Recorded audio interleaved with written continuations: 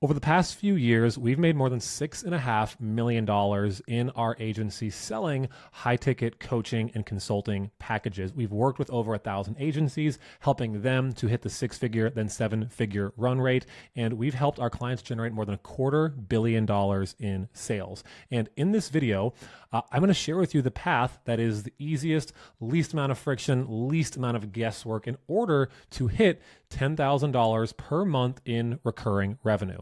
Now, why $10,000 per month? First of all, if you haven't hit that number yet, this tends to be the first milestone that people are really aiming for in their business, because at $10,000 a month, $120,000 a year, that is a six-figure run rate in your business. And it starts to give you some time and financial freedoms that you otherwise didn't have before, which is why it leads to my second point.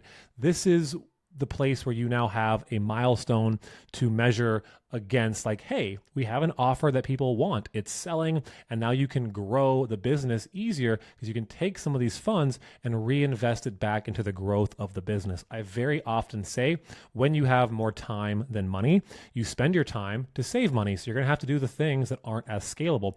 Once you start to earn that money, now you can buy your time back and do some of the things that are more scalable, hiring more employees, running paid ads, sponsoring events, doing things like this where it allows you to grow even quicker. So if you've been kind of stuck and feeling like you can't crack a consistent $10,000 per month mark in your business, this video is for you. And like I shared, I have a particular insight to doing this because I've done it with a lot of marketing agencies. So if you give me the next 15, 20 minutes of your time, I promise to make it worthwhile.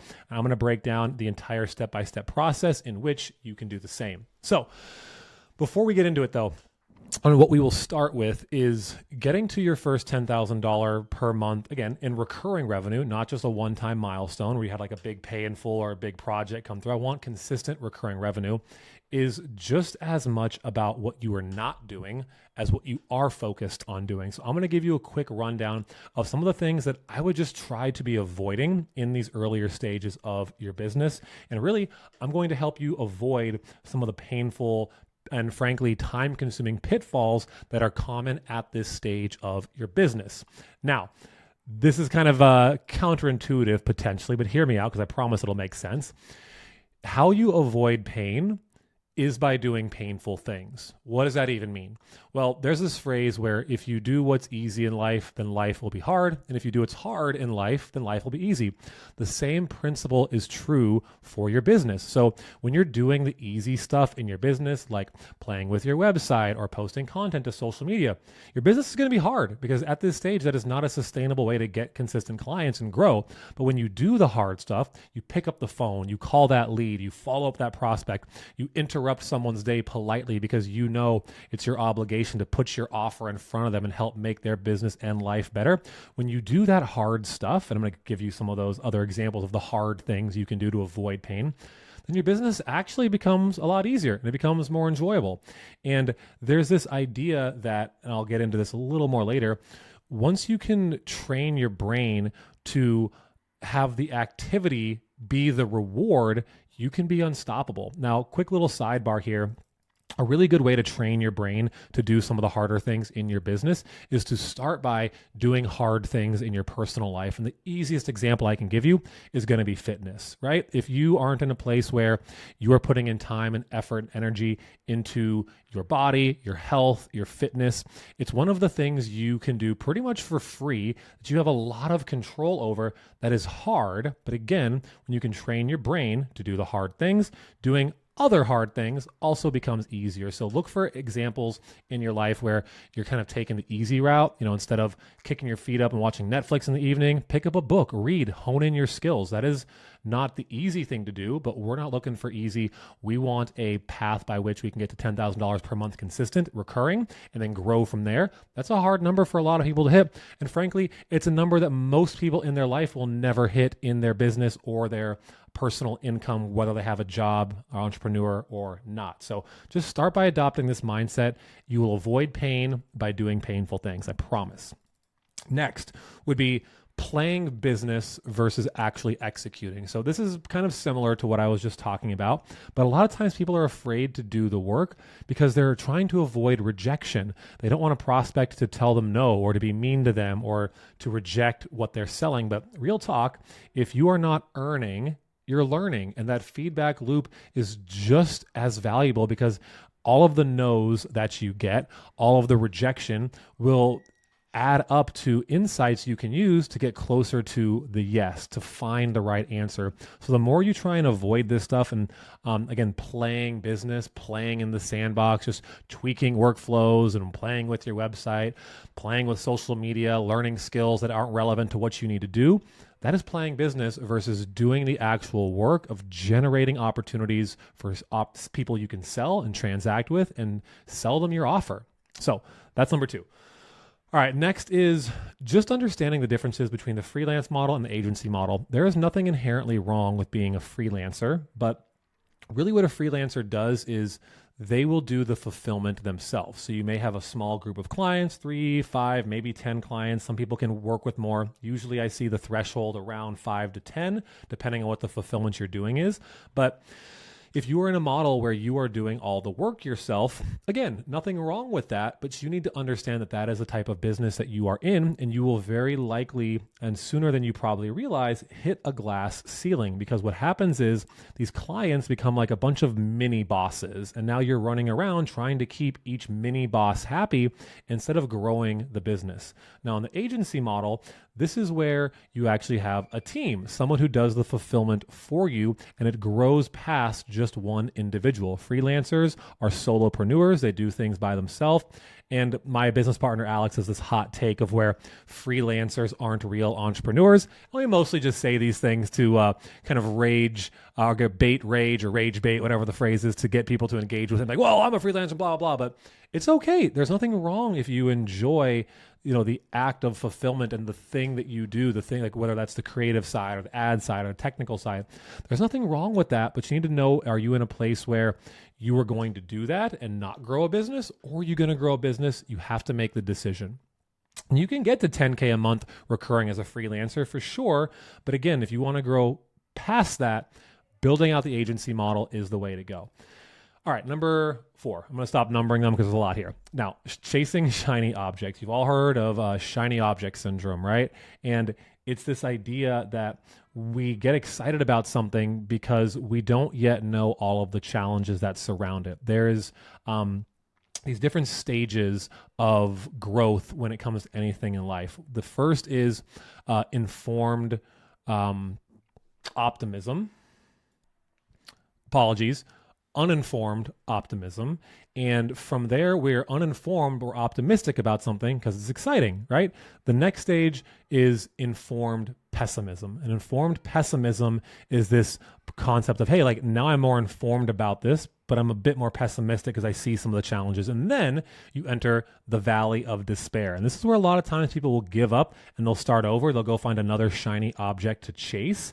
And that's challenging because you just live in that loop over and over again, because every choice inevitably has a valley of despair, but you need to see your way through to the other side of that valley of despair to come to a place of informed optimism, meaning now you are informed about what to do and optimistic because you know the path and you can see that clearly.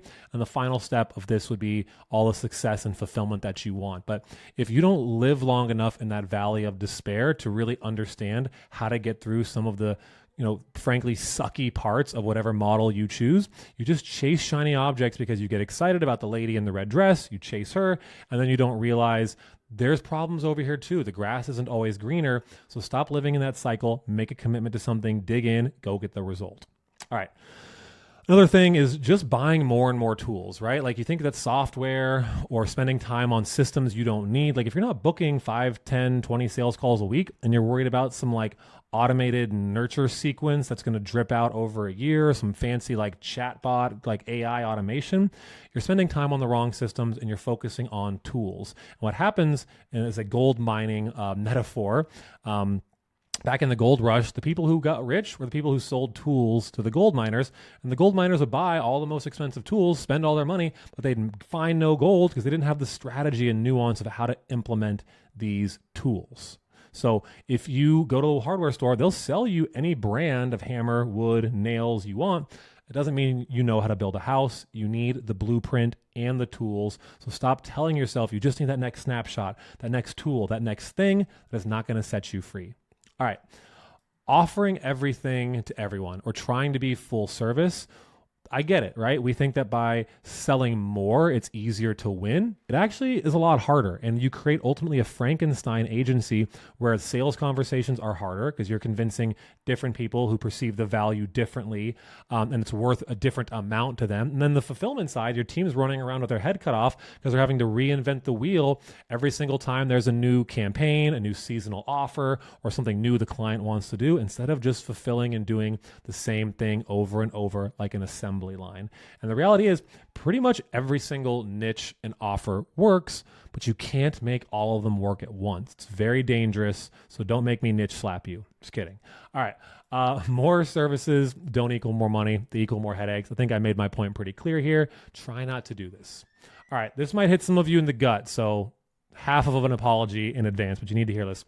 If you have this story in your head about why your business is special or different or why it can't work for you or there's something about your model that is different, first of all, if you have a business that no one else has ever started before or you haven't seen done anywhere else, I would be very wary of that because there isn't a lot of things out there that haven't been done already. We're not talking about building the next Uber or Airbnb or some industry disrupting company. That's not what we're talking about here. We're talking about building a marketing agency or a SaaS company.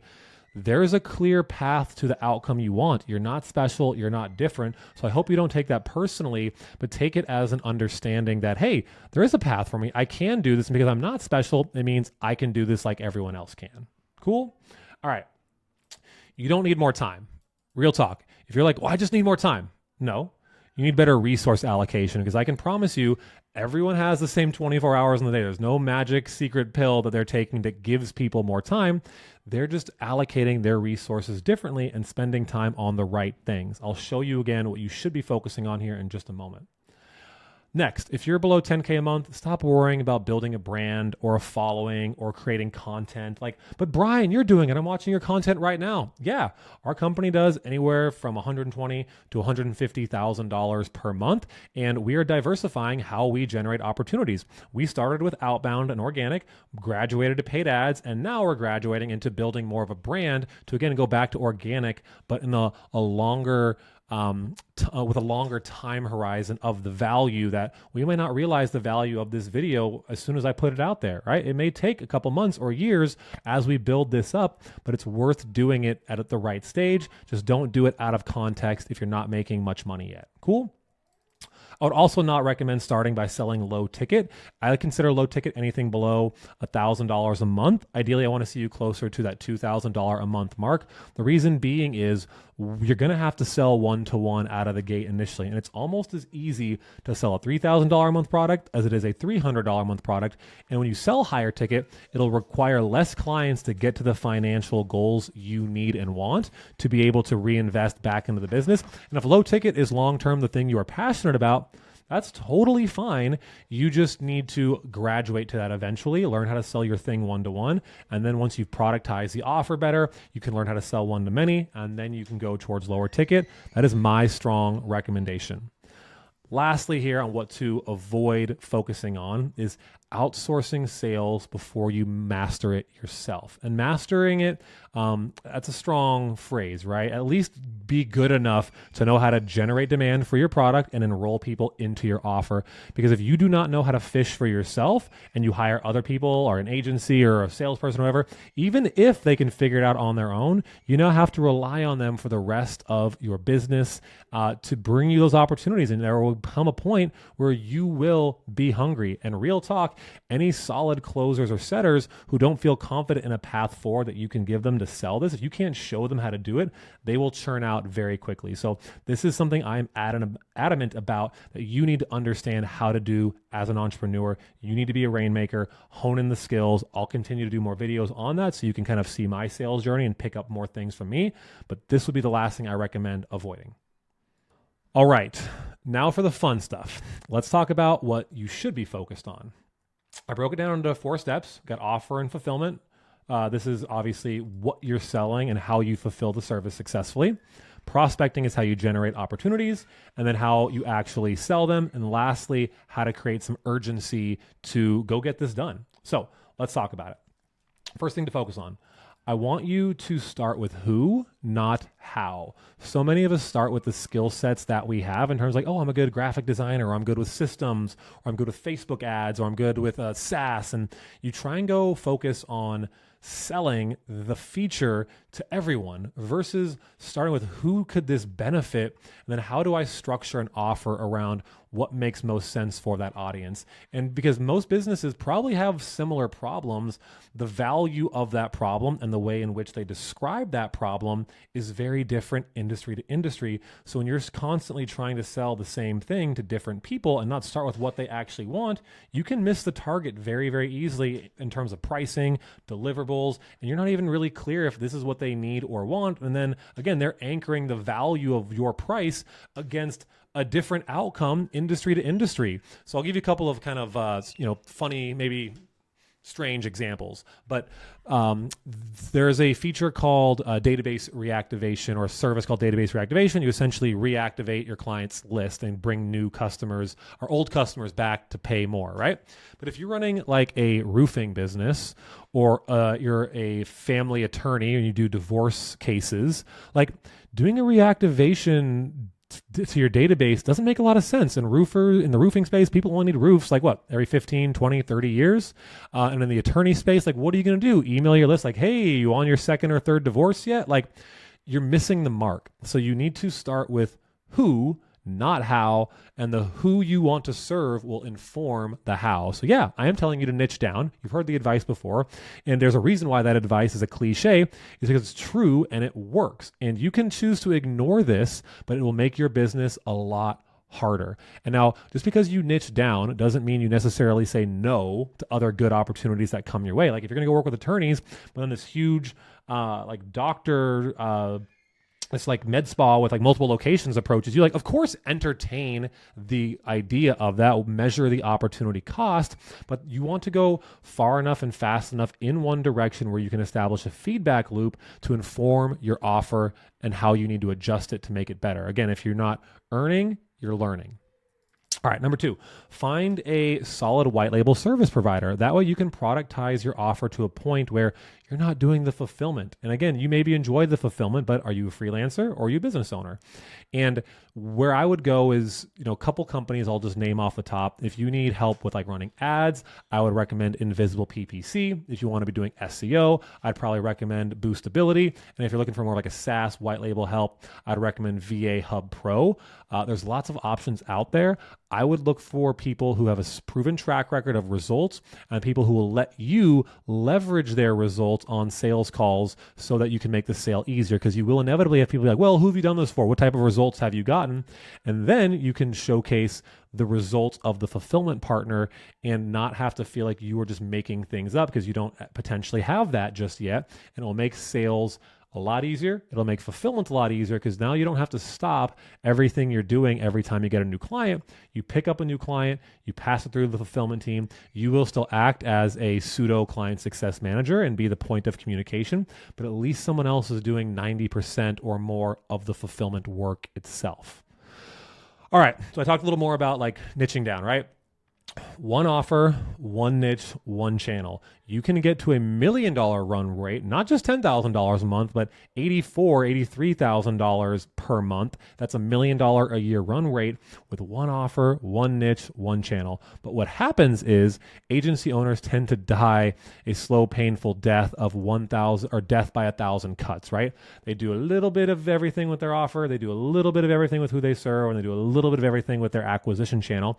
And they're wondering why they're stuck, because they're chasing multiple rabbits at one time, and then you end up catching none of them at all.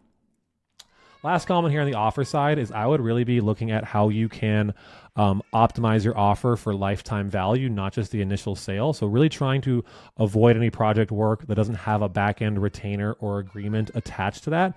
That is going to be key for your success. And then asking for upfront commitments so people will actually not just churn out after 1 month, but selling services like SEO, you should be asking for a 6 to 12 month commitment and incentivizing prepays and pay in fulls so people will pay in advance, have a longer term commitment, and you can now increase your lifetime value of each customer, which will allow you to not only provide a better service, but also allow you to spend more to acquire that customer. So this is just a couple of considerations around your offer and fulfillment, kind of just the baseline you need to have the foundation needed to grow from and hit that first 10K. All right, let's talk about prospecting, lead gen, whatever you want to call it, right? You're likely at a point yet where you can't afford to run ads. So what I would be encouraging you to do is focus on low-hanging fruit. I have a training we hear on my YouTube channel, 9 fastest ways to get more marketing clients in the next 24 hours. Go check that out. Those aren't the strategies you're going to be able to do every single day in and day out to get consistency. It's just shaking the low-hanging fruit tree of opportunities you have in front of you, playing the hand you are dealt so that you can uncover some low-hanging fruit and get some early wins and get some revenue through the door. Definitely go check that video out if you haven't seen it yet. And really, the idea is to create enough cash flow to be able to run ads as quickly as possible. And then once you have exhausted your low-hanging fruit opportunities, you want to do outbound as a means to an end. Outbound is great, but I only want to, when I say outbound, I'm talking about like sending cold DMs, doing calls, doing cold email. Those things are fine, but they're, in my opinion, a means to an end to create the budget and clients to be able to do the more scalable stuff like paid ads. The problem with outbound is you are kind of looking for a needle in a haystack in terms of making sure the person is in the right place and time to launch your offer. So it's just never going to be as scalable as an inbound format where people are coming to you with their hands raised and interested, but it is a powerful means to an end in order to be able to generate the opportunities to pay for ads. I have this rule of 100 Trojan horse warm call framework. Let's talk about it a little bit. Rule of 100 basically just states you're either going to be doing 100 outreaches per day or spending $100 per day on ads. Now, let's say you can only afford to do $50 a day on ads. Okay, you're going to make up the difference of the other 50 by doing 50 outreaches. But for the sake of this video and for where most people are at who are probably watching this video, let's assume you don't have an ad budget, right? How would I be breaking this rule of 100 up? For myself personally, it would be 4 channels, right? I'd probably do 25 Instagram messages, DMs, 25 Facebook messages, DMs, 25 LinkedIn messages or DMs, and then 25 outbound dials to the people who I DM'd. In a perfect world, you're only going to have to call people who positively reply. But I would encourage you in the early stages when you don't have a lot of replies yet, pick up the phone and call the people who you message but haven't responded back yet. We call this a warm call, where you're essentially going to reference that touch point as a pattern interrupt to get your foot in the door to have the conversation. So it might go something like, hey, Brian, we had actually connected on LinkedIn the other day. Not sure if you remember that, but I just wanted to reach out personally. I'm sure you get hit up all the time to see if, this even made sense. And now they're like, wait, did we connect? Who is this? What is this about? And so it gets their brain off of the immediate knee-jerk reaction. What is this about? What do you want? What are you calling? And then I love this Trojan horse framework. Again, I went in more depth about this in that 9 ways to pick up clients as quickly as possible. And the Trojan horse framework is really simply asking for permission to make your offer first. So it might go something like this when I want to call. Hey, Bob, we had connected on Facebook the other day. Not sure if that rings a bell. I'm sure you get calls like this all the time. I just wanted to see, Bob, are you in a place where you guys are considering taking on more jobs for your HVAC business? Oh, you are? Cool. Well, I've got no interest in pitching you here over the phone. Only if you're open to it. Maybe we can set up a time to see if it even makes sense. We can just actually send you a lot more high quality jobs in your area. Would you be opposed to a conversation like that? And the Trojan horse is simply just asking for permission to put the offer in front of them before putting the offer in front of them. Because you want to know if they're open to the idea of something before making a binary yes or no choice. Do you want to hear this? Because very often it'll be no. You just want to see if they're open to the idea first. And then if this is something that scares you, but Brian, doing outbound is scary, I don't want to do it. Do it until the action becomes the reward. There was a really interesting study done where these kids who couldn't read very well, they're rewarding them with candy. So you get a little bit of candy when you read a word, more candy when you hit a new record, right? And what you do you do that until reading becomes the reward itself. It's the same thing with sales and setting. You can do it enough to become and train your brain to become excited about and looking forward to and getting the reward by doing the activity because you know the outcomes it produces. So this is a really good way to trick your brain, again, doing some of the hard things so your business is easier. But that'd be my recommendation. All right. Protect golden hours. Golden hours are that early afternoon, kind of early evening time frame, 1 p.m., 2 p.m. to say 5 p.m., 6 p.m., where you should be, if you are not on sales calls and not taking sales calls, you are generating sales calls. You're doing outbound to get those sales calls. And golden hours are really important because this is the time of day when people are most likely to pick up their phone and more open to having conversations. When you catch them in the morning, people are usually into their day or trying to start their day and not really open to that conversation. But this is the prime time to be dialing and doing your DMs and talking to people, because if you wait till the off hours or other times, they're just not going to be as receptive. And then when it gets to the time when they are more receptive, they already forgot about it and they moved on. So if you're spending your time like tweaking your website, doing automations, or like playing business during this afternoon slot, stop it. Block these 3 to 4 hours off and only focus your effort and attention on generating sales calls if you don't already have them on your calendar. All right. Local guerrilla marketing. So this would be, again, like somewhere between low-hanging fruit opportunities and outbound, where you're not quite graduating to daily consistent outbound, but you're still like looking, how can I leverage people around me who could potentially know me, like me, and trust me? And niche-specific events are the most ideal. So hop onto Google, type in the big city you're nearby, type in like Roofer Association, Dallas, Texas, Dental Association in Detroit or Chicago, like whatever the combo of keywords is. Look for these events. Now, they're not going to be always happening, but there's incredible opportunities, usually for a lot cheaper than you would realize, opportunities to sponsor these events, go shake hands, meet people face to face. That will accelerate the know, like, and trust factor and get people to be more willing to transact with you, especially when you have a newer business. And there's a really cool, a bunch of them actually, companies who will send gifts on your behalf. And I might be sending some gifts to some local companies, and the same idea of the warm call, follow that up. Like, hey, Bob, did you guys happen to get the donuts that I sent to the dental office the other day? I know it's silly. I know it's like rotting your teeth. I just wanted to kind of stand out, do something silly and different. Would you guys like that gift? Was that cool? Or even go in person and take that gift. My business partner, Alex, calls this audacity sales, right? When you've got the willingness to just go start a conversation, it will surprise you how receptive and open people and how frankly nice they are, especially when you leverage some type of gift, because the rule of reciprocity states when you do something nice for someone, they're going to want to do something nice for you. All right, next. This is a framework I'm going to give you where you can work your personal and professional network, right? And we talked about some low-hanging fruit you just need to focus on. But here's a script we just gave out at our mastermind over the weekend in Salt Lake. We had 70 people out there. It was amazing. And you can just screenshot this, take it if you want, but it goes something like this.